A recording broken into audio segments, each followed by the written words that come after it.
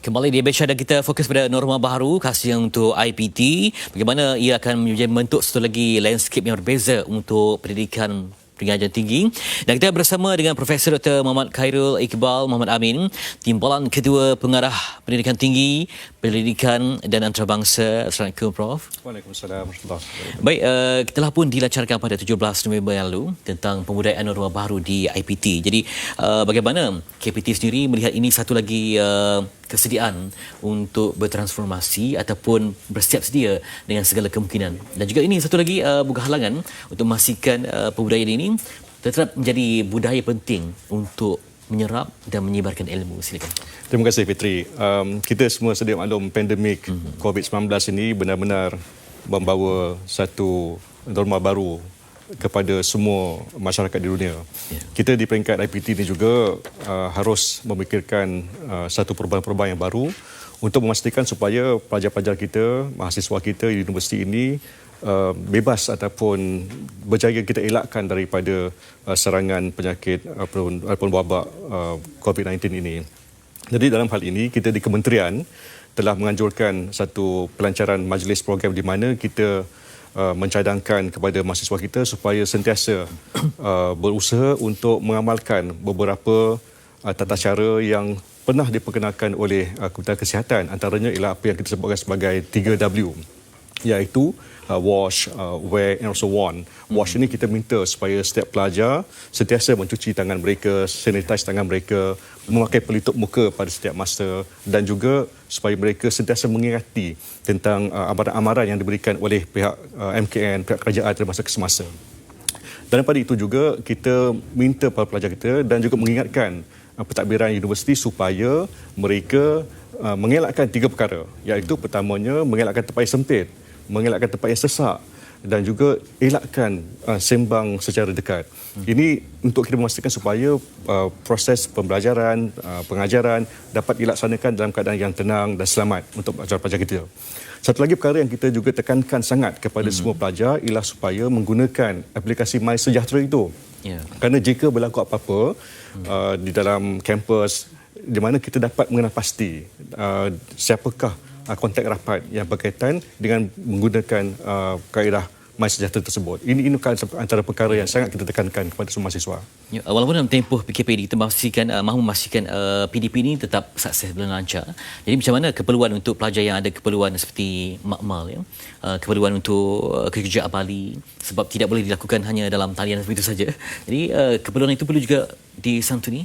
Prof? Ya, terima kasih Saudara Fitri. Ini persoalan yang selalu dibangkitkan oleh ramai pelajar-pelajar, ibu bapa, ialah bagaimana kita hendak menghadapi kursus-kursus program-program yang memang memerlukan amali, memerlukan klinikal, memerlukan kerja tangan yang mana tidak boleh sama sekali kita lakukan secara dalam talian.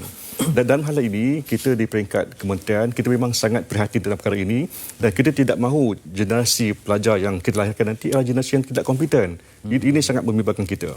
Jadi dalam hal ini juga, kementerian dengan kerjasama dan sokongan daripada Majlis Keselamatan Negara dan juga Kementerian Kesihatan telah memberikan kelonggaran kepada mana-mana pelajar yang berkeperluan seperti ini, mereka boleh pulang ke kampus dan kita boleh melaksanakan kursus-kursus program-program yang bersifat amali, bersifat klinikal, boleh dilakukan di dalam kampus secara face-to-face, secara fizikal, tetapi mesti mematuhi beberapa SOP-SOP yang telah kita gariskan kepada mereka.